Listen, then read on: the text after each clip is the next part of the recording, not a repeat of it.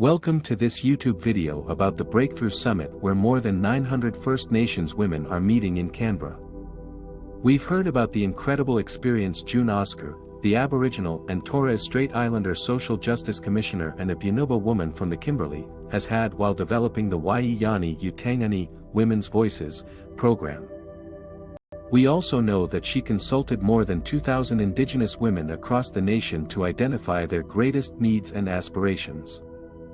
In this video, we're going to dive into what this summit is about and the implications it can have for First Nations women. We'll start with the First Nations Gender Justice Institute, which was part of the discussion at the summit. This institute is going to provide a space for First Nations women to talk about important issues such as leadership and self-determination, cultural, language, country, and water rights, lifting women and their families out of poverty, societal healing, and economic justice. This institute will also be able to advise governments and any future voice to Parliament on the issues that First Nations women determine to be important. June Oscar also has a vision for gender justice that is inclusive and meaning it leaves no women behind.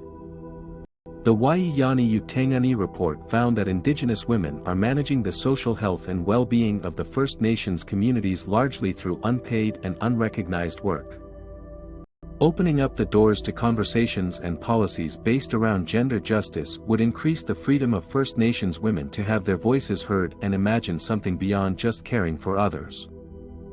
One of the issues discussed specifically at the summit was child protection, which many First Nations women have shared stories of feeling discriminated against by child protection officers. It is important to acknowledge the amount of work that is going on in communities and the fact that more recognition needs to be given to this. With the establishment of the First Nations Gender Justice Institute, Oscar hopes to bridge gaps in systems and make sure women are able to use their voice to be heard. The summit kicked off with a youth forum attended by about 150 people. This is an encouraging sign as the youth are the future leaders.